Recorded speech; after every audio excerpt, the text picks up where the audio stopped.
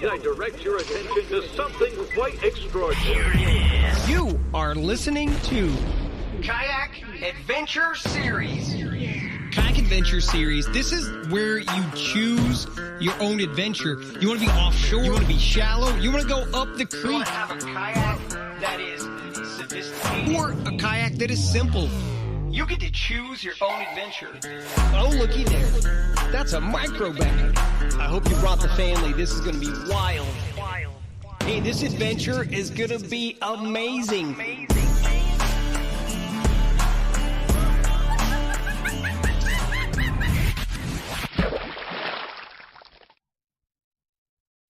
Ladies and gentlemen, may I direct your attention to something. What's up? What's up? What's up? We don't need to hear that again. Hopefully a few people. Look at that. We stalled enough time where about 13, 15 people are on. So perfect. And Jake, was that your idea? What was that plan there? You had all those pictures going? I was just YOLOing, man. I was just clicking. Just YOLOing? All right. It sound like me on tournament day most of the time. I did sneak him in. You did sneak the Broodmaster in there. I saw that. We'll have to bring that up and talk about that on today's show. We're going to get right into it on today's show, guys. Billy's not here. It's just Jake and I and a bunch of cool guests, and we're going to bring him in, get right into it. There's not a whole lot of news and notes to really go over for the Wisconsin Riverfest. We'll kind of go over some of them in the show because we are talking about Wisconsin Riverfest. So I think we need to just bring them on in. Let's just get right to the meat of this. The first thing we'll do is bring in Brian Coyne, and I need to ask him if it's Coyne or Kanye. Let's bring him in. We got Josh in chat too. And yep, and bring in Jeff Little as well. Brian, what's up, man? Hey, how you doing? It's Coyne. You had it right. Yeah, got it right. Coyne, nice. Yep. So you're going to give us the update from the area because you're local, close enough where you got the weather, water levels, conditions, and all that good stuff. Yeah, I've been checking things out for everybody, so I got all the intel I want to share. I got ready to go. Perfect. But you're not going to share. You'll share like generic intel. I know you're not going to share too much intel because you're in the tournament. So just we're excited to hear whatever you can share us though. And then Jeff Little, we're excited to talk a little Northwoods smallmouth. I mean, what's considered Northwoods? Is there like a I don't think we're far enough, are we? Depends who you ask. Yeah, if you're from Chicago, then this is Northwoods. But if you're from where I'm from, actually 3 hours north of here, this isn't north. Yeah, it's not Northwoods. I always felt like Northwoods had to be well past like La Crosse, like Wisconsin Dells type line. Because like so like I went to school up by Chicago, and like going up here where we're going is not that big of a deal.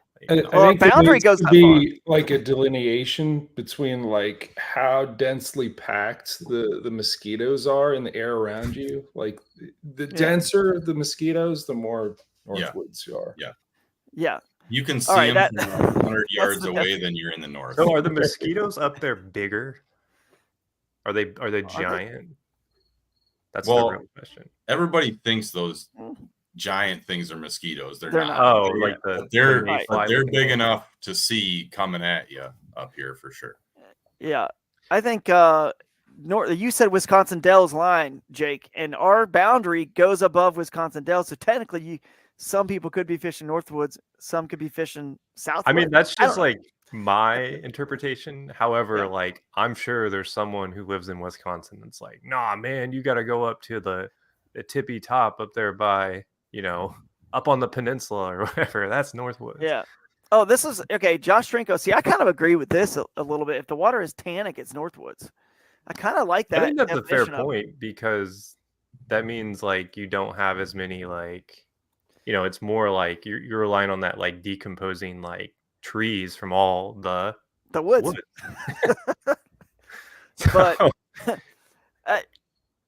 what? But why is it? But there's plenty of streams that flow all over the country that are just around woods that aren't tannic. I mean, I don't know. Well, I think it's because like when you go up that north, they have those long winters. It's like something with just the way the cycle of the plant life is.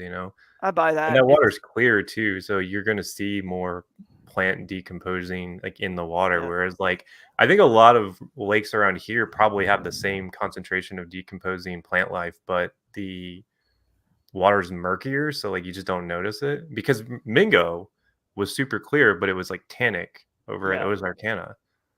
It was like, even though we had all that rain, it was still like, I don't know, swampy. That's actually what it probably is. If you think about it, Florida has tannic water like that, and it's a lot of just swamps, the decomposition. Because it like filters the water, right? And up north, you've got all these natural lakes that are doing that, and a lot of low kind of water. Plus, that snow is on there constantly on the land, just decomposing all that stuff, I guess. And then when it melts, it runs out a little black kind of tannic. So yeah, I mean that snow is a big factor in the water up north, because like when it melts in the spring, that's what comes down to me and floods our area, is all that snow melting. Yep. Pete says Texas has bigger mosquitoes. Texas is always going to jump in here and try to play. No, ours are the biggest of everything. They got that share Lunker mosquito program.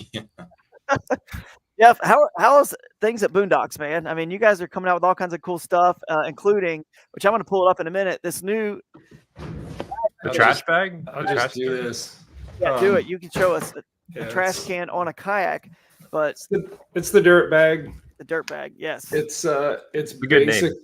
Yeah, it was Chad Brinkley's idea. But basically, this thing clips onto the back of the tailgate, and your trash is always kind of.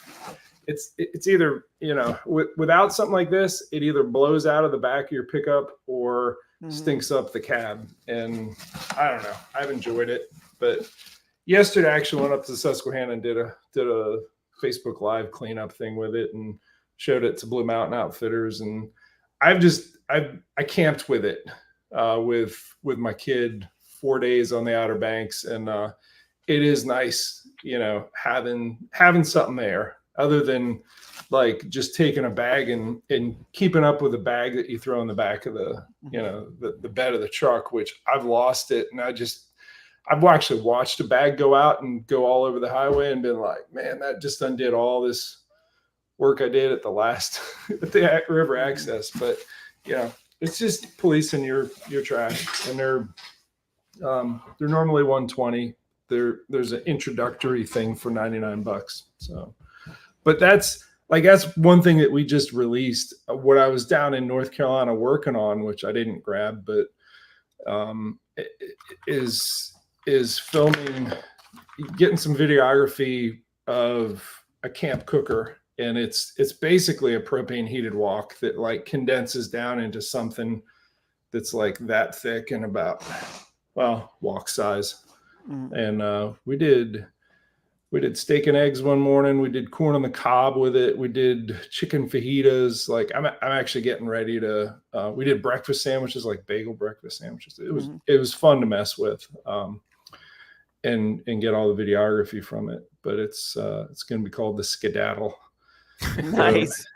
That's cool, man. It's part skillet, griddle, whatever, and then part kettle, because you can like it's concave. You know what it's made from? You ever seen the discs that they drag behind a tractor? They just got them all lined up like that. It's one of those repurposed with the bottom like welded and just heat source under it, and the legs are actually the same extrusion as our link extrusion on the landing gear, which is the same as the console. It's it's a lot of familiar hardware as soon as you see it and get your hands on it. And I don't know what I'm going to do it at this kayak adventure series event, but I think I want to maybe at Broodstock when I'm not competing, set it up and cook some stuff for people as they're coming in. Is that a? Dude, I want to go head to head against the food trucks you get to come in here. Brunch. That's exactly Bashy Brunch. You can cook it up there. I'm texting Kristine right now the link because I don't know if she missed it yesterday or not. Let me see. Yeah, I just send it from text to email to. Well, I sent it to Messenger separately for you. So it definitely seems like Boondocks is coming out with a lot of cool stuff this year. Like, I noticed you guys refreshed your website too, because I was just on there this morning looking at it. I was like, oh, this looks a lot fancier. You guys got a lot more categories, because somebody was asking me about the total package weight of the Drifter, because they saw those videos I did, and they're like, hey, I want to get one of those for the kayak. And I was like, I'm pretty sure that it's like under 20 pounds. And it turns out that it was 18 pounds. So I wasn't too far off. But a lot of people have been impressed with that I've showed it to. So I stayed in the drifter when we were actually at the I think it's a Hatteras. I think it's a national park, and they have the campgrounds there that you rent, and they had they had a shower room which was not heated showers, but this time of year was actually good, and then the bathrooms, and that's it. But I stayed in the drifter and gave my kid the rooftop tent, the James Baroud, and it's funny. It's even yesterday, like you think of places to use this thing, and I actually filmed. I did a shakedown kind of cruise up on the Susquehanna yesterday, kind of freshen up my catch photo release skills. Like I treated it like a tournament, and like it's been since the KBF Open on Kentucky Lake since I've done a catch photo release bass tournament. I've done a striper one, actually a couple striper ones in between, but I was out there, and it was towards the end of the day, and I'm like, man, I wish I could just that island right there, like just I wish I had it with me, because I'd just stay there, set it up on the island, and catch the morning bite, and I'm like, nah, I'm going home. But doing that sort of island camping is a lot of fun. I'm not a morning person. Like I didn't even put in until like 1:30 yesterday. I took my time doing stuff at home. I like catching the evening bite, but the morning bite is really good. And I got no problem at all waking up with the birds and just being right there. Like, okay, now I'm a morning person because the river's right there. Yep. I love it. Like you put in all the work to load everything up and go fishing and all that stuff. It's just nice when you get a little 2 days out of it. You're just right there and don't have to drive to the river, or lake or wherever. It's awesome. And Jake just did that recently on a trip and won a tournament as well. But hey, I basically Riverside camped in the drifter, woke up at Lines End, started fishing from the bank, right? Because it's legal. It's legal. Fishing from the bank at 6 a.m. Hopped in my kayak, started going, and I got a good night's rest, and I was fishing Lines End, boom, ready to go. I didn't have to drive 3 hours. Nice. It was awesome. Yeah, very cool. Awesome. But while Brian's here to give us he can get back to work and all the other stuff he's probably got going on today. We do want to get the lowdown on the current conditions, and I'll share the map here. So Brian, feel free to tell me to, go wherever I need to go. We can just see it all here. Do you guys see my screen? I think. Yep. Yep. So let's just talk. I guess we'll just start from the top down. I mean, the main Wisconsin River and right here, right? I mean, it's pretty low. I mean, it sounds like it's pretty low right now. Yeah, this is kind of our normal, summer, late summer pool here. Things are pretty low. I haven't been on this section of the river in a while, but I've been kind of checking out from Wisconsin Dells down. I know, that's what we call normal summer pool. Pretty low, tough for boats to get through there. They do. I mean, I noticed it. I was out there on Sunday, and, halfway through my float, it started kicking up a little bit. I don't think, in my experience, it's not as frequent as, some of those lakes and reservoirs we'd see down south, especially since haven't had much rain here lately. So I wouldn't expect that to be a significant thing. Anytime you're in the river, you're going to have pretty good current. Anywhere that water does move pretty good, no matter where you are.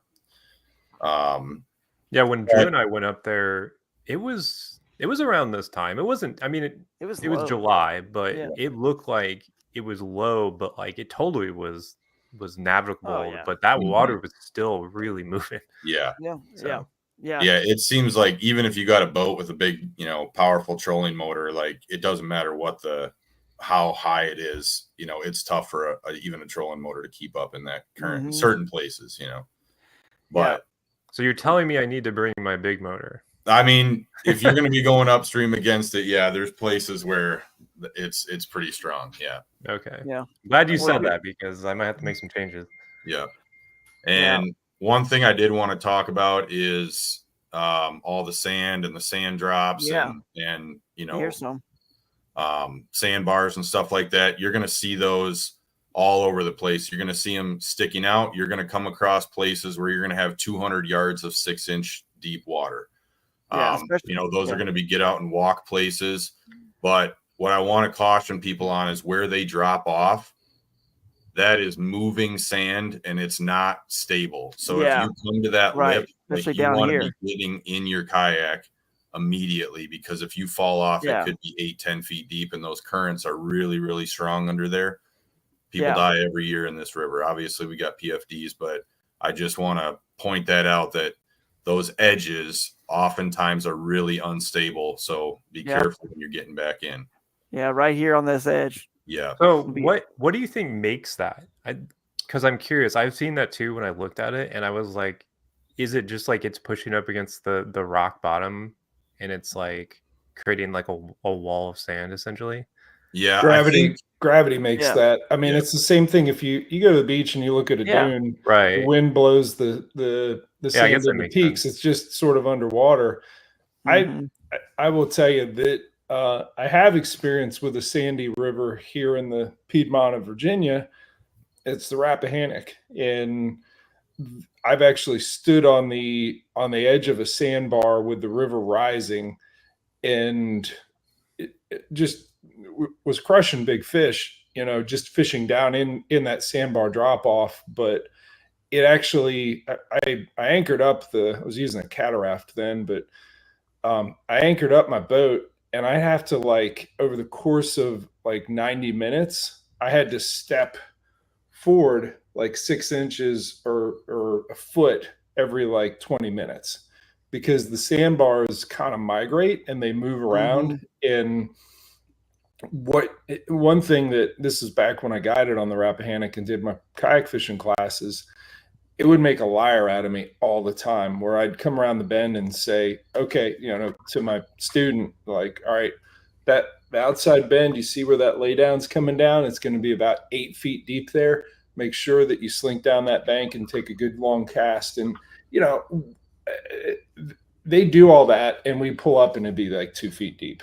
I just feel like it changes. The sand moves. The sand is always, you know, every high water event, there's some sort of change to a sandy substrate. You know, river like this, it's different. It is different for sure. Yeah. I'm trying to think where I thought I had the pins were there. What did I do to get the pins to disappear? But either way, I think our boundary is this on the downstream side. I think it's this Port Andrew right here. So that looks juicy, dude. Yeah. So and this is something we should probably talk about now while I got it pulled up.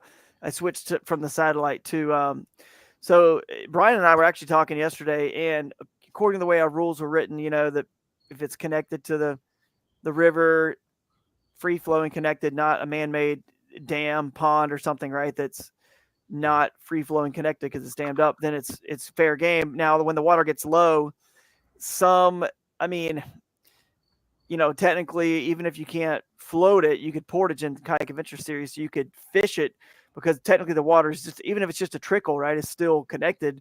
But what I think we're going to try to do with the rule to really help people understand, like any of these areas here, like if you click on satellite, there may not be much water. I mean, there is some water, but somewhere this is all connected. This is inside the main river, right? It's part of it. When it's higher, it's got water in it. What we're going to do is say you can access via the main river and portage through the woods. If it's public land, you can do that to get to some of these backwater ponds and lakes, if they even have any fish, who knows, but that's for you guys to figure out. Or you can access them, of course, since they are connected, from a road. Like if this road right here, I don't know what this is right here, so could be blowing up a spot. I have no idea because never been here, this area. But if that road right there, if you can, you know, launch off the side of that road, or right here, I guess there's a road that circles right. Yeah, there's a truck and a little boat ramp right here, so you could access either via road, as long as it's public access like our rules state, or if there's just one that's right off the river, like this one here, if you just wanted to portage over this small piece of land right here and get into this, if this was, water filled, let's assume it was, you could fish it by doing it like that, assuming this is public land, which I click over here and I can see that green is the public land, that brighter green there is the public land. So you need to figure that out. Go use Farwide app, which I will share the app in a minute so you can see. But Google Maps will help you because you can see this is the lower Wisconsin State Riverway. So most of this all in green here, the darker green, is public land. Right. So, question. It does. Is there largemouth in this river or just smallmouth? There is largemouth. There are largemouth. Yep. I was gonna say your largemouth. That looks kind of largemouthy. The backwater sloughs. And there was one I passed earlier up here that was like a pretty good example. I was going to actually mention. They are. I'll find one here in a minute. It looks pretty. Someone's good, like, no, don't show him my spot. I know. It's blowing. I'm just like just the spots where. It's not a good example. Anyway, I had one up a minute ago. I caught a largie out of the Susquehanna yesterday, and I just held it up and looked at him like, you were lost. Find your way home. I caught one too during the tournament. I don't know if I told you. I caught it at Halifax. Yeah. Like this right here, this backwater. I can see like largemouth being in that backwater and the smallmouth being in the swifter stuff, Yeah. But you guys will figure that out. Like this right here is a little backwater. You can get up in here.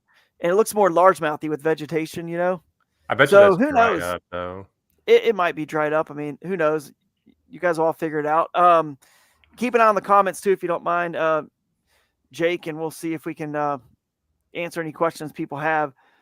If you want to go down, Hickman was asking about a safe area. And honestly, like with us having the Wisconsin River bounds, if you're not wanting to be adventurous, like the Wisconsin Lake above the dam is honestly going to be pretty safe, especially this time of year. It's going to be cooler. Look, in the north, pleasure boaters, they go a lot later into the season than you'd be surprised because this cold water doesn't bother them.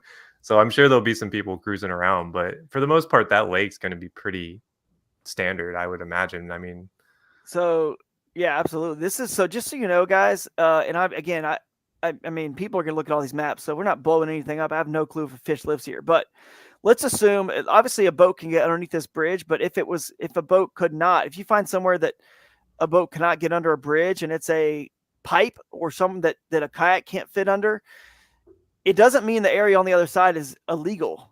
As long as it's still quote unquote Lake Wisconsin, and let's assume there was a road that pulled in here and a little access point, a way to publicly access this piece of land on the other side of here. I mean, this piece of water on the other side of this causeway, this would still be legal as long as you could get into it, as long as it was still part of Lake Wisconsin or, one of our core bodies of water connected through the pipe, which obviously it is. So keep that in mind too, if you find anything like that. But, what about the weather? How's the weather looking? I mean, anybody looked at that? Yeah, I just looked it up. It's going to be pretty good. I mean, Monday, Tuesday, Wednesday are all going to be in the like mid to high 70s with some nighttime temps dipping down in the 50s. But then like Thursday, Friday, Saturday are all going to be similar, with it peaking on Friday. It's going to be partly cloudy with high of 82. But Saturday looks great. It's going to be partly cloudy with a high of 77. So the main fishing day is going to be like pretty moderate, and it's going to be like a south wind at 4 miles an hour. So that should be a pretty solid day on the river. Man, I was really hoping for a hurricane to reach all the way up there. Like 3 in a row, make it three in a row would just. So Josh asked, how much float traffic should we expect around the Dells since it's touristy? Yeah, I was going to mention that about the Dells. And by the way, I was on the fence with that too. Yeah. With the weather being in the 80s, I gotta imagine these Northerners that's not gonna hurt. They're not gonna balk at the cooler weather. Yeah, but at least summer, like school kids are back in school. You know what I mean? So at least you got that potentially going for you. So it looks like that was a question for Brian, by the way. I didn't mean to hijack it. No, you're good. Yeah, so most of your boat traffic is going to stay from like the dam up to just a little bit north of where you are, like into Okay. that next Up in little here. reservoir. Yeah, right So in there's a here. ramp right here, this River Bay camping resort. Yeah, yeah. Pretty much like from a lot of people, pleasure boaters will launch there. And then there's a tour boat thing in this reservoir. So the traditional Wisconsin dells, like the geological formations, are down in this section here right south of this reservoir. Right. So a lot of those touristy boats are going to run through there. And go down here. Then once you get below the dam, your boat traffic is really only going to run until that big S curve, just down a little bit, right? Like this curve north here, and then this S curve. You start to get some more rocks, and it gets shallow this time of year in there. So like if you rent a boat or anything, right here, they don't allow you to go past there. So like that, pretty much that lone rock is about as far as people will take like pleasure boats. And then really because of how low the river is, and most people don't know where the channels are. So, from Lake Wisconsin, you're going to get a lot of that boat traffic and that traditional summer pleasure cruisers. But they're not going to run up typically much past the Highway 94 bridge. So I realistically expect that you're going to see a few guys out fishing in little boats, but you're not going to see a lot of traffic on most of the sections of river. Right. That's good information to have, knowing where that's going to be. And JT, that just so you know, your safe area, if you're in, quote unquote, I think it's all pretty darn safe this time of year. Even though, it's as good as it's going to get for this river, right? Because it's as low as possible. The current would only be swifter if it was, April, May, June, right? So we're at a good time. But if you're really looking for the quote unquote safest, this whole section here is like a lake, right? And then the other section that we just talked about, that Lake Wisconsin. So yeah, they call it a lake, but reality is it's just where they hold water. It's like, it's not like, you're not going to realize a lot of current in Lake Wisconsin, right? Until you get up like around the first major point into the river. But realistically, like I went out on Sunday, by myself, and kind of was like, what's the safety like out here? As long as you're not running into those trees on the side, you don't get a lot of like riffles, where you kind of need to be careful. There are logs out in the middle that you kind of got to watch out for, but you'll see them coming from a long ways. For the most part, it's as long as you're in your kayak and not up against a tree, yeah, you're good to go. Right. Cool, man. I'm excited. What about water temp? Do you have a approximate water temp for us, or? I honestly don't know. We should check the Omnia app. Yeah, we should check the Omnia app. Let's take a look. Pull that up. Let's get the approximate water temp on that app. That'll help us out. And then while you're doing that, let me know when you got it, Jake, because I'm just looking at this map. The Lemonweir River is the northernmost boundary on the Lemonweir. I don't know what bridge that is. It looks like Road H, County Road H on the Lemonweir. And so we haven't really touched on the smaller rivers, but is there any water in those that's like floatable? You know what I mean? Because there's the Baraboo River right here as well. You think those are even floatable? How low does it get in these little trips, or do you even know? So I have not done the Baraboo, but I have fished on the Lemonweir a couple times. The Baraboo, where it runs into the Wisconsin River, even this time of year, it definitely looks like there's floatable water in there. I think that stays, 4 to 8 feet deep. It's a pretty kind of a narrow, deeper type of a river. To me, it's always a little dirtier and doesn't look as enticing to me. The Lemonweir looks a lot more fun, and I've had some success there, but it's going to be interesting to see. There's definitely, the types of things that we're looking for, those deep bends, the laydowns in the water. There's a lot of that in both of those rivers. There's, backwaters, there's grassy areas. So, we'll see. So It's looking like water temps, by the way. So this is the Omnia app here. You guys can see you can actually do like a layer of, water average. Now this is historical. And we've had a pretty warm stretch here, but it's saying it's going to be in the low 70s, which is what I expected. So, I would wager that you're going to look at like 71 to like high end, maybe 75 in some spots. And now they don't have anything too far south of the lake on here, which isn't surprising because, but they're saying like the lower section just below the dam, you're looking at like those 70s. So, which is what I would expect for an early September tournament, like 70s, which is great. I mean, those fish are going to be super active. So I might pull it up on you can actually pull it up on, you can do it on the computer too, like on the. Yeah, I just wasn't sure if I knew the login really quick. And besides that, yeah, I got mine up right now. But the question I was going to ask Brian before he leaves is tell people a little bit about some of the links that have won tournaments in the area. And then let's extrapolate a little bit and to remind people that that's just a confined area of this boundary. It's not all this water. So, you know what I mean? And then on top of that, we had an extra 4 hours. So we think that whatever these links are, you're going to tell us about, we think this could be one with a little higher, I think. So what do you think based on some historical tournaments? Yeah, in my experience, this time of year, anything in that 90-inch range is on, is the high end. Those are typically winning tournaments around here. Last year we had a little kayak tournament, and I think somebody came in with about 94.5, which really blew my mind. But it's been a little different year this year. We've had a little more water running through the system. It's been cooler overall than it was last year, especially with the higher water. We're getting in a warm spell now, but I wouldn't be surprised at all if some people find the right types of things. In my experience, you catch a lot of fish. You catch a lot of fish that are 12 to 15 inches, and every 1 out of 7 or so is, above that range. So it's going to be interesting to see if somebody can find 1 or 2 of those, 19, 20 inch class fish on Friday night and then have all day to figure it out on Saturday. We could see the fish certainly are in the system to support, multiple people in that 95 plus range. I'm curious if we're going to see mini largemouth. I really feel like, especially with the water temps dropping, I feel like those largemouth are going to be a lot more active after a long, hot summer.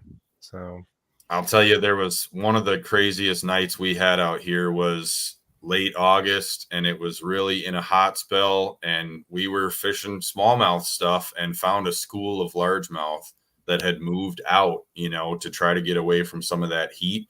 And it was, unreal. The group of smallmouth and largemouth and how, active they were, won us the tournament. So there's big largemouth in the system as well. And some of those little offshoots, like you were talking about, definitely hold good largemouth. And I don't think you're going to find 90 inches of largemouth, but if you can find 2 good ones, that could be really, really helpful. How often do you guys catch largemouth over 20? Like, do you see 21s and 22s up there?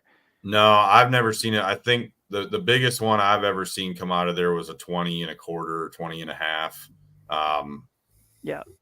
That seems on par. It happens a couple times a summer. We fish a league down here a couple times a year. You'll see those big largemouth come in. The smallmouth, you see 20. Typically that 19 plus is what it takes to win. It's a single big bass thing. So typically in that 19 plus range is what it takes to win. Okay, so it'll be interesting to see how the largemouth, smallmouth play for sure. I got the app up there with the water temps, and again, here's my thing with water temp. All I care about. It seems so simple. I try to it's not this simple, but in my brain it is. Either they're aggressive and hitting top water, or they're not.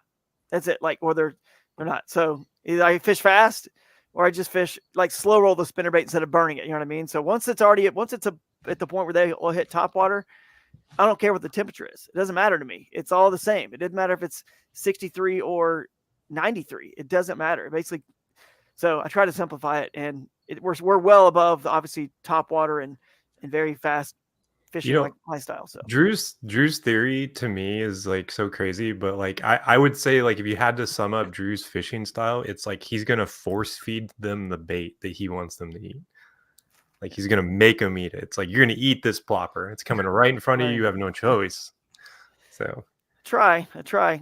Sometimes it works, sometimes it doesn't. But anyway, that's the Omni app. You can also check out the wind layers, the other things. You can get everything on your Navionics. This is the so I think they're actually rolling out a new water temp thing too. I don't know if it's water on clarity. Last fall when I was using it, and actually when I was filming you, Drew, on the Susquehanna, it seemed like it was real-time water temp, not this historical thing. I don't care what I think they they sent it back to beta because they were having issues. So it's coming and it's right soon. there. It was real time. Okay, I couldn't find that a second ago. That's useful because what it's going to tell you is, say you're leave it on this body of water. If you look at say a northwest wind, go back into where you were. Come again. Just leave it there. Right. But scoot up north a little bit. So that left shoreline, especially up in that little corner. Stop moving it, Drew. Yep. When you have a northwest wind, that upper left corner in that little bay in the center is going to keep its temperature if it has been warm, whereas that shoreline on the right side is going to be colder with that northwest wind. So just understanding that, whatever cool off or warm up, and it's the reverse in spring in terms of like that sun, warming up the shallows. But to me, it was useful. Like if I'm getting bit in water that's cooled off a lot, that has that wind blowing into it, that means something. And maybe it's not just the cool, it's the agitation of the water. But I don't know. Like if a lot of the fish, if it cools off too much and a lot of fish are just slowed down to the point, like, all right, let's switch to the bank that still has that warmth, and maybe we can, Jake talked about Drew force feeding them power fishing presentations, or maybe you fish the cool side and you do finesse stuff. I don't know. It all factors in, but it does. That water temp thing is air temp. It's pretty cool to have. I mean, just to give you a gauge. But I mean, look at this. You got radar on this app too. I mean, you can pull in and see where the rain is up north there. There's not a lot in the area, but it's just cool that it's got everything on it on one app. So I don't know where I lost my spot, but there we are. So that's cool. You can see storm cells, lightning, air temperature, wind, water clarity, all this stuff. You can get your Navionics on there. So very cool. We'll stop sharing this now. And actually I will go to Omnia Fishing's site. But we have a code too if you guys want to sign up.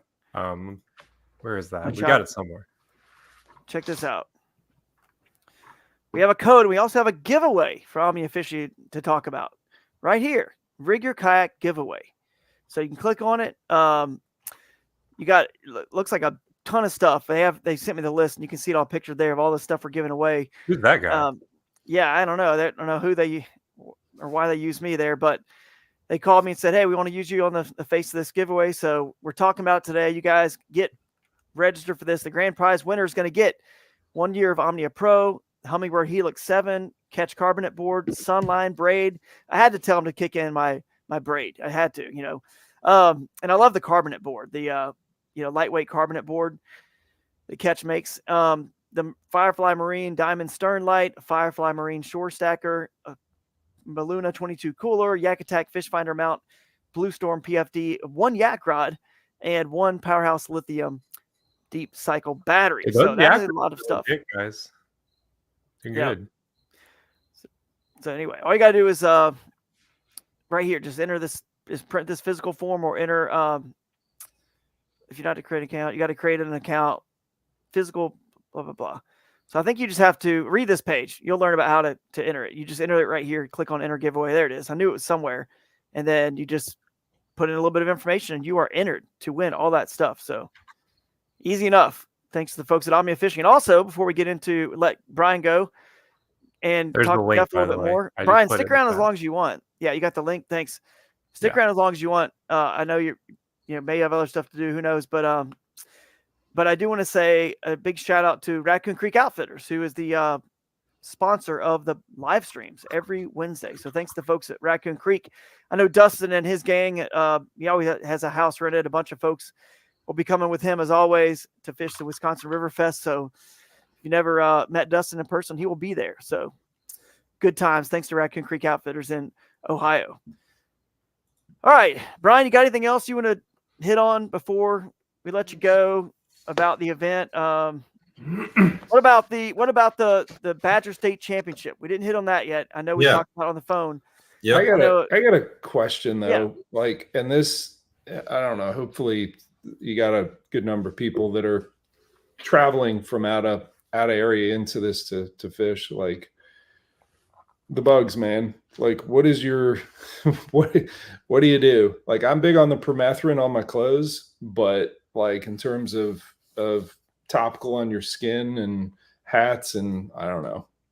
Is it a big deal? Because I got destroyed in Missouri filming Tim Perkins. Like the only thing that I had exposed was my ankles, and Tim looked at me at the end of the day. He was like, "Man, you look like somebody like pulled the trigger on a shotgun at your ankles because all the little red dots on my ankles from mosquito bites." What's the bug regimen up there? What do you do? Yeah. Yeah, it's funny. I went out, we did a float on the river with my brother-in-law a couple of weeks ago, and I told him, don't worry, once we get on the water, you'll be fine.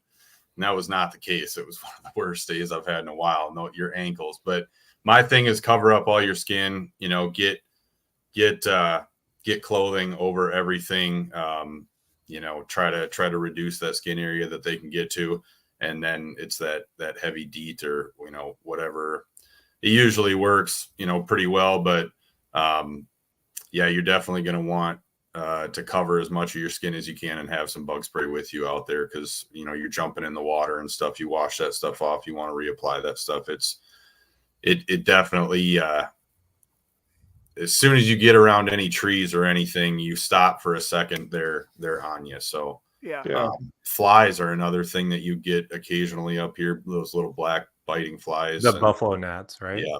So they're really bad. Yeah. For those, it's, if you just can cover your skin up and prevent them from getting on you, then it's fine. But the mosquitoes will go right through your clothes. So one of the things that people are getting up here, like from basically where I am all the way up north of Chicago kind of area, like that range, is they're getting those little bumps that you were talking about. They're actually a mite from all the cicadas hatching. And they feed on the cicadas. And since we had so many cicadas, these mites are flourishing, right? And they last all year. And cicadas aren't just the ones we saw early in the year. They go all year. So these mites are flourishing, but they actually bite you and they leave these little tiny bumps on you and like rashes. So that's something to look out for too. I was talking to someone recently that had like, oh, my leg was covered in them. I was like, yeah, it's those mites, the cicada mites. And you can Google it and get an idea of what they are. But from what I understand, they don't like the pyrethrin or whatever, the stuff that you were talking about earlier that kills them. I like Dustin's solution. I won't be around my wife for a week, so she won't complain. You stink. My uncle used to have a theory. Now, he was a heavy smoker back when I was a kid, and we would go fishing, and he had a theory that if he smoked, it would keep the bugs away.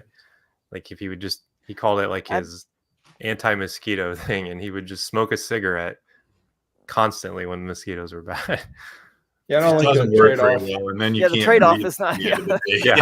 Lung cancer or mosquito bites. Take your pick. I'll choose the mosquito bites. No, because I have chronic Lyme, and I really want to keep the ticks off me. I'm big on the permethrin on my clothing, but you do not want permethrin on your skin because it's toxic stuff, and it works. It works on your clothing. Usually I'll just take my river pants or my shirt and like hang it up and just spray it down and let it dry. And it's effective, but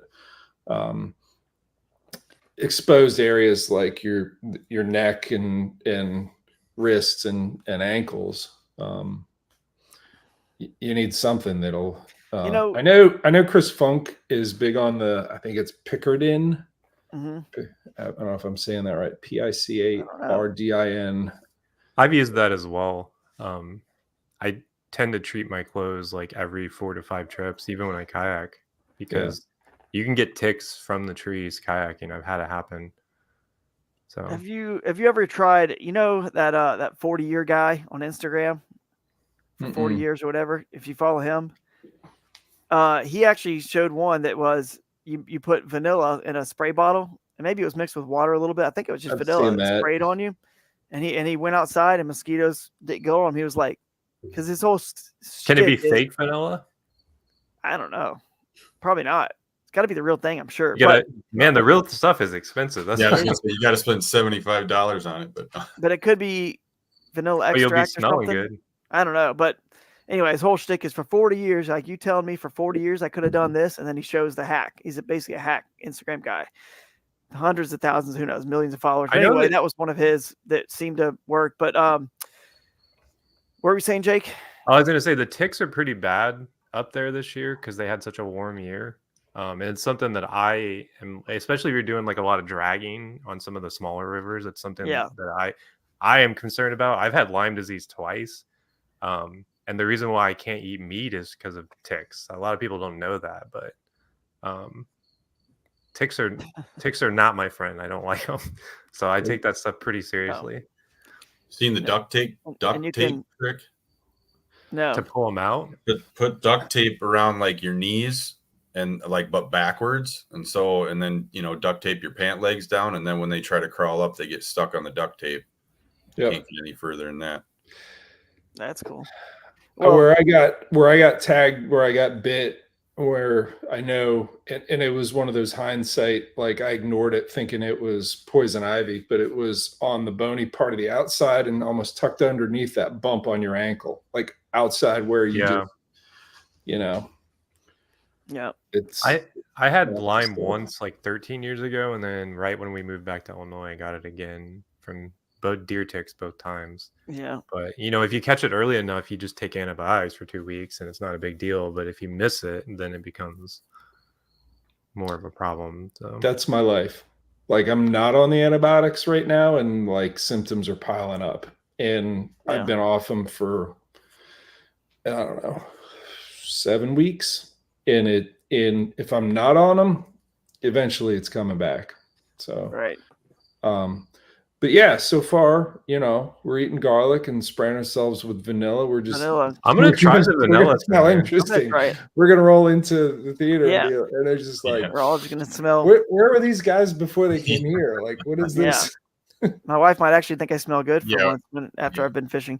Right. Well, Brian, I do want to touch on that because the Badger State Championship, I think, is there 50 that qualify for that?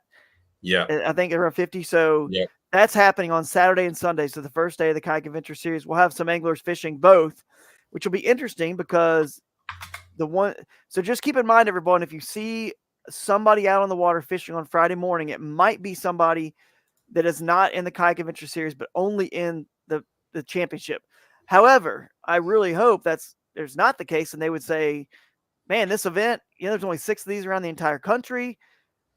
It's in my home state. It's obviously a very big national trail, payout, GoPro, Toyota, all these big names. I'd rather hopefully see them pre-fishing just during their 4 hours on Friday that the Kayak Adventure Series is, and then fishing Saturday, and then of course continuing on Sunday for their Saturday Sunday total for that championship. And then during their pre-fishing on Friday, guess what? You catch that 1920, it'll count for something, not just give you a clue about what could be there for Saturday Sunday. So hopefully that'll be the case. But what are you thinking about that event, and just any thoughts on that? Because you guys are local. You don't remember, guys, you can pre-fish this weekend. If you're local, you can go pre-fish legally this weekend. This week you get 4 days within a 2-week window, which has already started. So it was last Friday. So you guys, if you're local enough to do that, go pre-fish now. That way you can not have to, and then, that way you don't have to pre-fish Friday morning. You can come to the Bash U brunch where, as Kristine joins us here, from the water. You can hear a seminar from Kristine, from Jeff, Josh Shrinko, myself. But Kristine, what's up? Can you hear us? All right, we can see you. Muted. You got to unmute her. There we go. Oh, there we go. Yeah, we can see and hear you. We were just letting Brian go, but we'll get you in a second. We're just saying bye to Brian.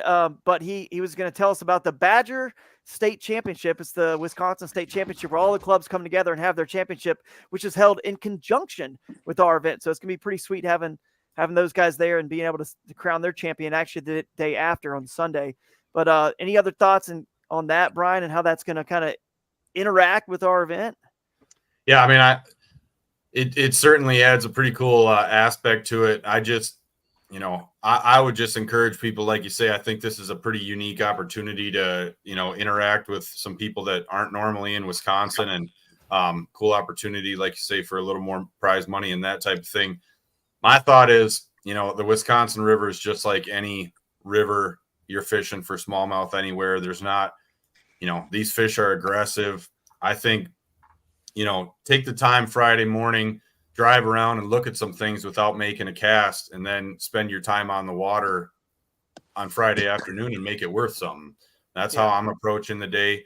I think there's a lot of things you can learn just by driving around and seeing what water looks like and how deep it is and things like how fast it's moving, and, spend a few hours Friday afternoon actually on the water, checking out the type of structure and that type of stuff. But and practice this Friday, Saturday, Sunday, Monday's Labor Day. Practice on those days, and then even if you're further north, like there's so much territory, you shouldn't have to drive too far to get on the water, and check it out. So not at all. So, well, man, great updates. Thanks for your time and giving us the local report. We appreciate it. We'll see you at the event. See you at the opening ceremonies on Thursday. Safe travels up here. All right, see you. Thanks, Brian. All right. Cool. Well, we got some signal from Kristine, so we'll see how she's doing. She's further north, out of bounds, is what she said. So she's having a little fun fishing, and she was punching up some smallmouth yesterday. She was punching smallmouth up, which is cool, in eelgrass. So there she is. So while we got you, let's hang out. How's the Northwoods smallmouth fishing going? It's been so good. Yeah, we're way, way, way out of bounds right now on the Wisconsin River up here. But I mean, as you guys can see, this is kind of, we got some shoals, got some boulders, got good flow, super scenic, super remote. And Jordan and I are just having a freaking great time fun fishing up here. Yeah, it's unreal how these fish, they're just so unpressured. And like, I hate to say dumb because I don't want to make it sound like this is easy, because it's still not. To get 5, 19, 20-inch fish is still not easy. But are there any differences you've noticed? And Jeff can chime in on this too. After you, Kristine, what differences in the Northwoods style of smallmouth and just how you approach them that's different than like Tennessee River or other fisheries with smallies? Honestly, like the Wisconsin River in some capacity reminds me a lot of the Susky, and the terms that like it doesn't have to be a finesse deal. Like you really can power fish them. It has, areas they set up very similar, big pockets of slack water. You can catch them in current too, but honestly, like it's just a lot of the water is really shallow. It's really skinny. There's a lot of good cover. There's, a lot of laydowns. It reminds me a lot of kind of how the Susky fish is. I mean, I'm sure you can catch them just as good, throw in the dice or, little finesse jigs or little wacky rigs. But the cool thing is you don't have to. And that's what I really like. Like you said, I don't think these rivers get a ton of pressure up here. So the fish definitely seem a little less educated. Like we've been punching up like 20 pounds every time we come out here. So it's pretty silly. It's pretty silly. Yeah, that's awesome. Jeff, any thoughts on any differences you've ever noticed when you go that far north for how you approach the fishery? When I'm new to any fishery, the first thing I'm trying to figure out is what's our forage base? What are these fish eating? Like what is out there? And for instance, the Susquehanna is such a craw based, forage base. And I'm not saying that it's single faceted in that regard, but if you don't have something crawl related, in your box, you're missing out on some good fishing. And same thing up north is if you could figure out what bait fish are they looking to eat. And there's different stuff and different types of, whether it's the shad or the Cisco or just, some of our rivers, it's all about the Mad Toms. And I don't know, like you have to figure that out. And the wild card on this is that it's a sandy bottom river. And yeah, I don't know. The other thing is when you look at what gradient you're working with and how much flow, that's pretty important. I know that, what Brian was saying, there's not like the big, what I would call ledge drops or riffles or what, shoals or whatever. I don't know. Like sometimes it's deceptive how much current is actually there because you're not seeing that whitewater. That was certainly the case in two of the the flows that I fished earlier this year in that part of the country. That actually 3 different ones where it was deceptively swift, and really figuring out how your fish up there relate to that current and what represents a good current break that they want to get behind. If it is heavier flow, it doesn't sound like this time of year it's going to be real pushy. Just because in the springtime you still have all that latent water reservoir in the from all the snow melt, which is just pumping in. By this time of year, there's less water pumped in, so it'll set up a little different. But yeah, for Kristine to say it's like the Susquehanna, I'm like, cool. Yeah, it's a good compliment for sure. And you keep fishing, Kristine. If you catch one, you just let us know and we'll watch. Yeah, I said we're getting up to some of the good stuff. I should catch one here. I mean, a little bit different conditions. It was in the 90s, the first couple days we were up here, and it finally hit, high of like 71, getting lows into the upper 50s, which I think we desperately need it, at least for a lot of the lake fish. We're going to see what it does to the bite, but it should make it good. Yeah. It's definitely more enjoyable to be fishing in a long sleeve hoodie than tank tops and get sunburn. Yeah, exactly. So, And the thing that'll be different is the upper Wisconsin River, like you said, a little bit more boulders and some shoals. So we really won't have much, if maybe not even any in the boundary that we have like that. There could be some of the tributaries that have some, who knows, but that'll be a little bit different to see how you approach a sandy kind of like almost like lacrosse in some senses, but not really. There's a lot of sand in lacrosse. Like, well, I guess it is like the main river in lacrosse where the sand drop-offs are. The thing is like, there's a lot of like rusty crayfish here, but honestly, in those really clear sand-based rivers that are super shallow, it provides, depending on the conditions, I mean, especially if the sun's way up in the sky, I'll throw I feel like I could throw a topwater all day in those situations. Yeah. And and if you can make good casts, that's really all it's about, is putting your bait in a certain area where those fish are going to set up with those very clear, very shallow conditions with limited current. And that's, I think you could throw a topwater all dang day. And situation, Drew's like, sign me up. Yeah, really. I'll get up there and do a little fishing on early in the week just to kind of mess around and get some stuff. And I want to see if they'll hold on the backside of the sandbars. I noticed a lot of sandbar. It looks like sandbar drops in that lower section. Like I've actually ski fished one time way down there which will be like inbounds, and it was there's a lot of sandbar drops that I didn't ever smallmouth fish them, but I got lacrosse sets up that way where those really do play. So I'm kind of curious to see if it does fish like that. Yeah. Where those sandbar drops will be I'm sure they will. There's a ton of them. So the question is, how do you find? It's like fishing grass, or lily pads, or it's like randomly you just get into the area where they're at, and it's like so randomly maybe you stumble on the right drop off where they are, but they're not on every drop off. They're not on every log, not behind every boulder, and they move. Yeah, it's gonna be tricky to see. Smallmouth move? No. Yeah. Well, you keep fishing. We'll keep some conversation going while you focus on that, because we'd love to see you catch one before we get off, if you can. But we're excited to have you at the event and doing a seminar on our Bash You Brunch segment, which we'll show people here in just a second. We'll share the screen and show people how they can sign up for that and be a part of that, where they get breakfast and get to hang out and learn some cool stuff from you guys. So That sounds sure good. I'll try to catch one here. Yeah, try to do that. What other topics do you guys want to hit on, Jeff or Jake? While I pull up that screen and show people how to I've got sign up. something for you guys. Hold on. Yeah. Hold on. You got something to share?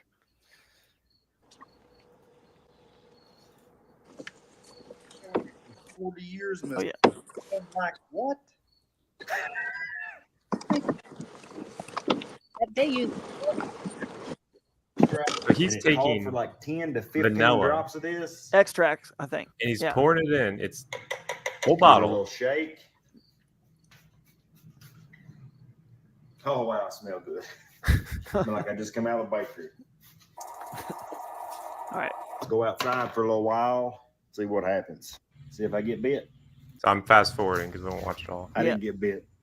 Now this at is all. not a very Normally out here for this scientific amount of example. time, Yeah. This I'd probably be video bit 10 to shows 15 nothing. times. I'll be smacking. 30 minutes. I think it's calls for a cannonball. All right. Well, we're not going to watch him jump in the water. But for those who were a lot of people were talking about it in the comments. So I looked it up, and all he did was pour it into the water, shake it up, and spray it all over him. So might be That's worth it, trying. I'm game. For sure. I'll mute Kristine. If you see her catch a fish, Kristine, if you catch a fish, it's got one. Oh, cool. Yeah, let's see it. Hold that up, Jordan. That's a nice one. Nice. Jordan, There you what's go. up? A little butterball. He'll be out there at the Wisconsin Riverfest as well. So Yeah, I'll That's mute my awesome. thing here.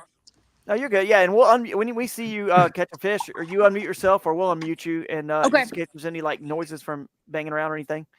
Deal.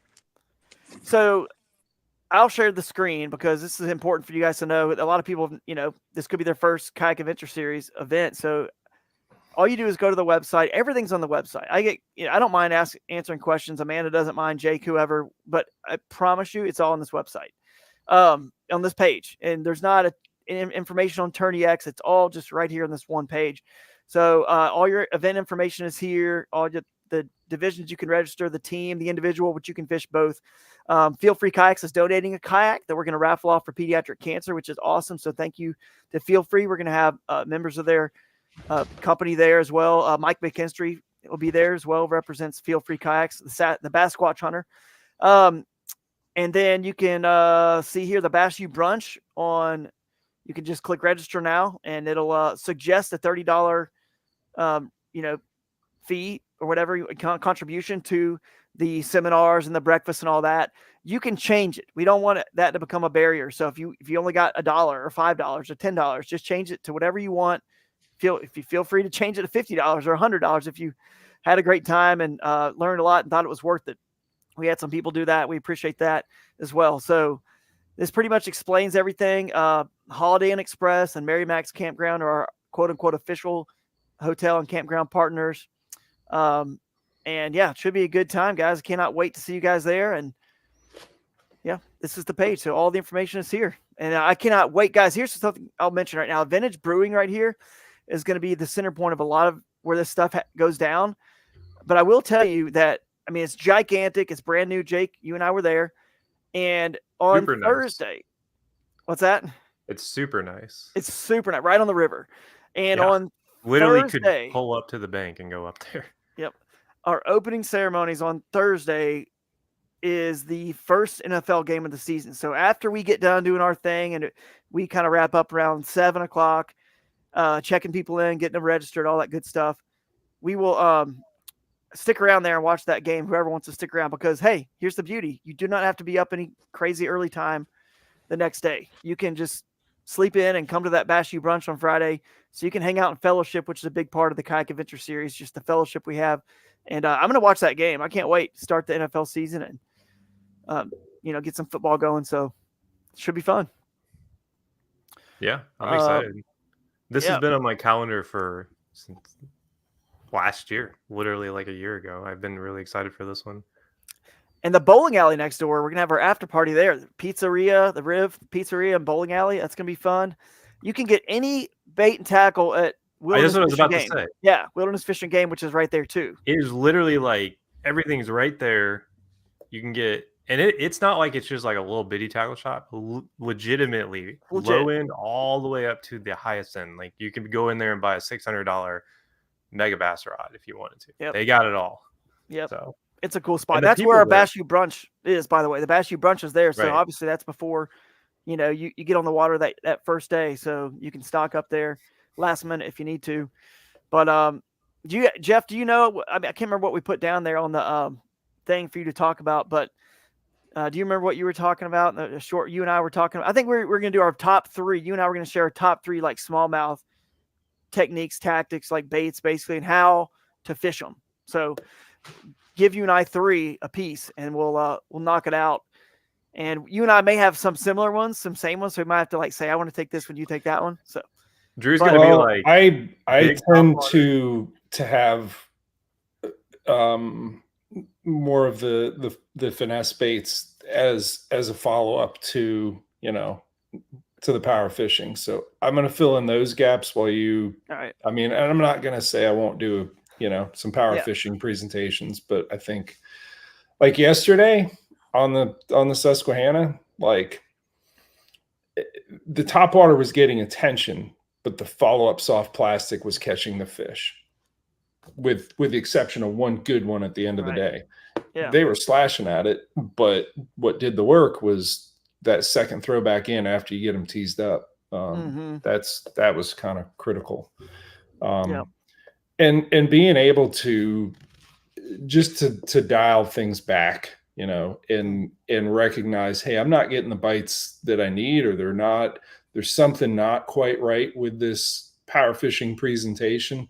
Let's dial back the progression of aggression to, you know, what's going to make them eat. And sometimes within, you know, I don't know, I'll come up with something, but you know, what I would want to talk about is baits that you downshift to off of power fishing when you really need to. And I think I've filmed so many people that like that when they get their limit, like they're force feeding something and it's not working, and just to kind of calm their brain, they downshift and then boom, they've got 5. All right, let's go back to hunting for bigs. And if nothing else, it calms their brain. It puts them back into this realm of comfort of like, all right, I don't have the anxiety of, and which I had yesterday. Like I treated yesterday as a tournament kind of shakedown and legitimately measuring every fish and taking photos. That was the big thing is practicing that part of it. But like an hour and 45 minutes in, I had 1 fish on the board. It was a good fish, but like it took downshifting and really finding a place that like they were tugging at the tail of the trailer of the jackhammer, but not eating it. I went back in with a 5-inch scented jerk shad and just caught every fish from that eddy. So that downshift is critical. A lot of logic in like what I call a 1-2 punch. And I don't want to like spoil this whole seminar, but this is just my opinion. I'm not in it, so it won't even matter. The 1-2 punch where you've got the Drew style baits and then you maybe have like the finesse style baits where like if they're biting one thing, maybe you'll pick up a straight fish, but I like to have that follow-up bait. Yep. And I did a video on this where it's like I've been using that new TRD fatties and I just weedless Texas rig it. And if I miss a fish on topwater, I'm not throwing back in there with topwater. I'm throwing in there with that. And I would say 80% of the time I catch that fish. Yeah. Like it's almost like if they're there, they've shown themselves, right? You know they're there. If you're fast enough, you get that TRD fatty in there. It drops straight to the bottom.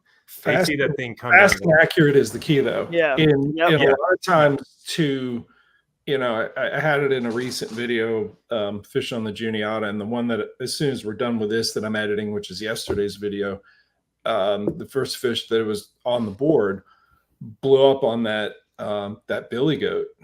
And did not like really moved a lot of water. I'm like, that's a good fish. And I just take the rod, put it down, reached down, picked up the 5-inch scented jerk shad, threw it in there, open bailed, put that rod down, picked up the other one, but I've delivered it that fast.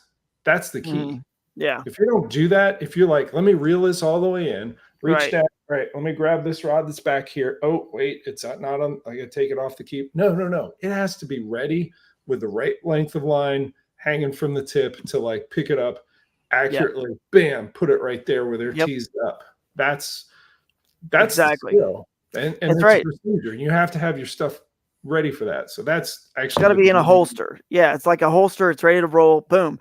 Yeah. You know, those taco style, you know, the Yak Attack, I think they're called padlock, you know, paddle holder, rod holder, net holder. They're right in the shoulder, right behind you. That's kind of what that's for, because the compression of your rod holds it in there. It doesn't need the bungee. So I always had that as like, okay, in my mind when I was designing that kayak, this is going to be my holster. I'm going to keep my follow-up bait that I don't throw. I may not be throwing it all the time, so I don't need it in front of me. It's one of my baits I'm using. It's like my follow-up for topwaters is right there. And literally, I kind of do very similar but opposite. I with straight braid, which I'm always throwing, rip it back like a fly rod. Just jerk it out of there quick once they are done hitting it. And then it's just back behind me in the water. You know what I mean? Like laying there in my rod, and then boom, I pick up the other one and go. So it's the same thing, but I just quickly rip that one out of there. But Drew's crazy because his follow-up bait is sometimes a topwater. Like that story you guys told about when he's fishing in Michigan. He's like, yeah, I missed them on the spinner bait, and then I just followed it up with the topwater. I'm like, well, that's also just what I had, because I'm not prepared. I wasn't fishing a tournament, wasn't prepared. I just was like, but you caught the fish, though. You caught the fish. I did, but it's not the way I would have preferred to do it. But I will say this though, Jeff, and we're going to get into this at the seminar. Even like having that jerk shad or streaks, the Z-Man streaks, the 5-inch, which is what I used to use a lot more originally. But you and I figured out the same thing, because you called me when you started fishing that 7-inch jerk shad, which I was more throwing the streaks, that 5-inch size. But you called me and you were explaining how you were fishing it, you know, burning it, you know, on the surface and stuff, and then you could kill it. And it was funny because I was like, dude, I've been fishing that streaks that way from when I was catching smallmouth in the Broad River in South Carolina, where I live there. And the way I learned how to catch them, and that most people back in the, you know, until I think more recent times, they see a fluke style bait and it's a twitch. It's just killing it, let it swirl and twitch. It's not a burning it as fast as they can like we're doing, right? A lot of times. We don't always do that, but certainly it works.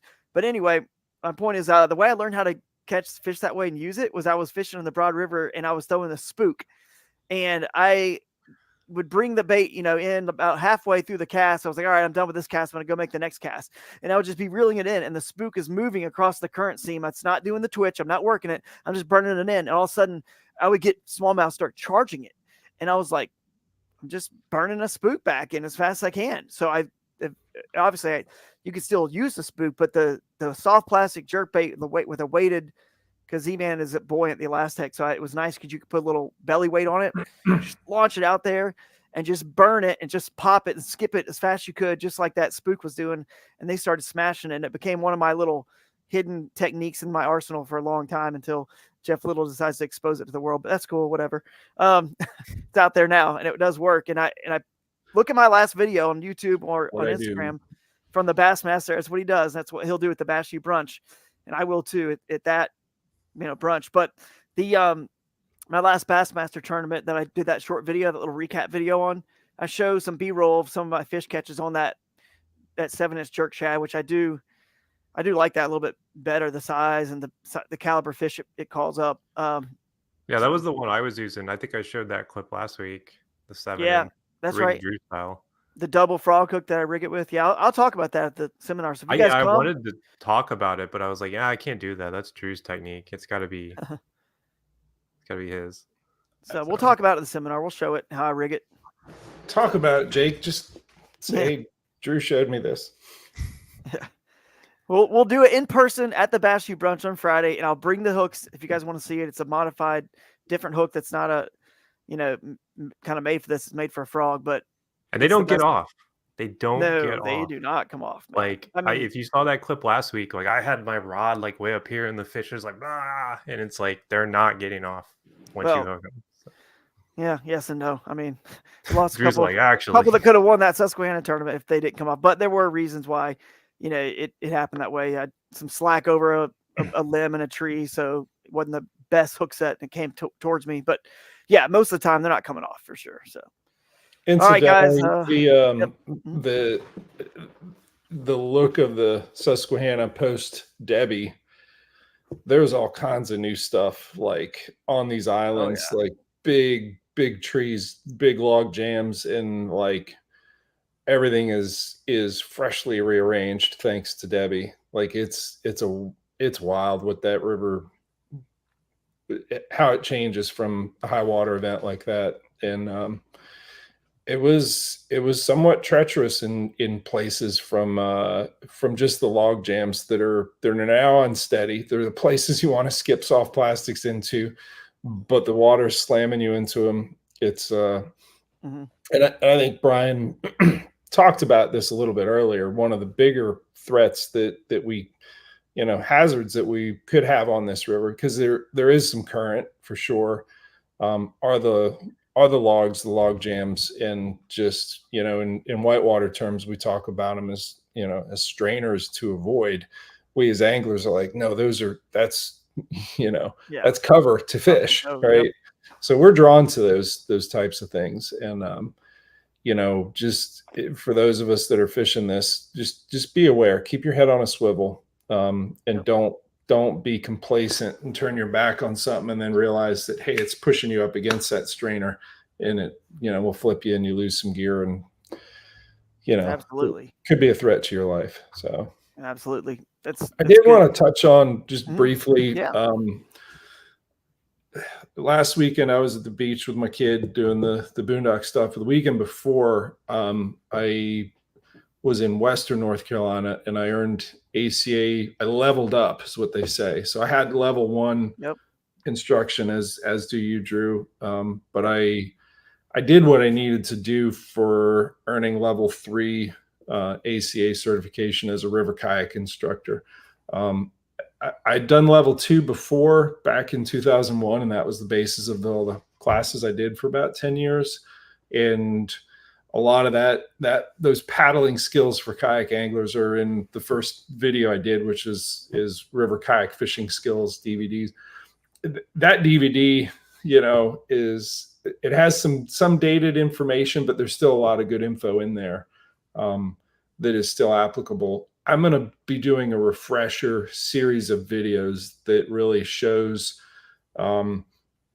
some of the more advanced whitewater skills as it relates to kayak anglers. When I got the certification, I was absolutely not in a fishing kayak. And one of the things I had to do was roll. And I did it to check off the box to get my certification and to be able to teach on class 2 plus whitewater. Am I going to be doing that? Yeah, I'll probably run some classes here and there.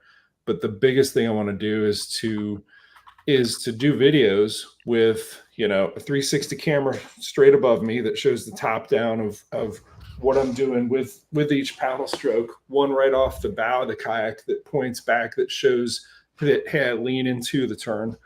And to really illustrate and teach, why is it important that we can peel out of an eddy? Why is it important that we understand the physics and concepts of ferrying, and more advanced things like bow draw strokes, which really stabilize you when you're making that quick turn to grab an eddy, to be able to plant your paddle blade out in front and draw it in, and it just turns you real quick. These are important skills from the standpoint of getting your boat to the position you need to make the cast, but also safety and navigation. A lot of times we explore these rivers and we come down on a spot and we look at it and we're like, that's a horizon, which means it's going to straight drop. That's big whitewater that I don't know. It looks like there's a rock in the middle of it. I can go over to this side and there's like this gravel glide sneak route or whatever. You only get to make those decisions if you're good at a maneuver called back ferrying, which is you're paddling backwards, but you're sliding backwards across laterally so that you can see and assess what you're doing. Give you some time. Skill sets like back ferrying are critical for the type of river kayak fishing that we do. And once this event is over, I think I'm probably going to spend some time up on the river with the cameras and just do more of those whitewater kayak fishing skills in video format. That does not take the place of working with an actual instructor, though, because an actual instructor is going to see what you do and give you real-time feedback on, hey, am I doing this right? But that's something that, you know, for sure has inspired me earning that certification, which was, it was hard. It was a difficult thing. It was fun. It was physically difficult and mentally as well. I was being assessed as an instructor, like, hey, is he reading students and setting up drills in the right way that they're going to learn? And, you know, I'm proud of it, because the first time I did it at 20, how old was I? 22. Like, I didn't get level 3. I didn't get level 3 back then. I got it this time. So that's cool, man. That's good stuff for sure. People, you know, especially in the Kayak Adventure series, where you can kind of fish in all the above kind of waters, you know, rivers, creeks, some situations that might have some class 1s, 2s, or 3s. It's important, you know, and it's can help you, you know, get that extra fish you might need, or win the tournament or whatever. But and obviously save your life. That's the most important thing. So that's cool that you've got that, and we'll keep us up to date on when classes might be. And of course, we'll share any videos you make on that. Of course. I also learned that, like, what a whitewater guy calls a class 2 and what a kayak angler calls a class 2 are just totally different. Like, that's very true. Most people that are fishing it, they're like, oh, it's a really solid class 2. And the whitewater people are like, no, it's a 1. Yeah, it's like nothing. Yeah. Well, as we leave here, guys, I will say and remind you, because next week's Wednesday is tournament week, so it's more about the need to know. It's a quick little informational need to know. I will say that I'm going to try to do that potentially at Vintage Brewing. We're going to try to have an opening, like a Wednesday welcome dinner, and throw this into the schedule for people who are already in town that want to come. I mean, there might be 10 people that show up, might be 20. I don't know. But we're going to go to Vintage Brewing. The same place will be the next day. And we're just going to have a little dinner there, 7 p.m. So we'll see you there if you want to show up to that optional welcome dinner, hang out, just so everyone knows that that's where everyone's going on Wednesday if you want to.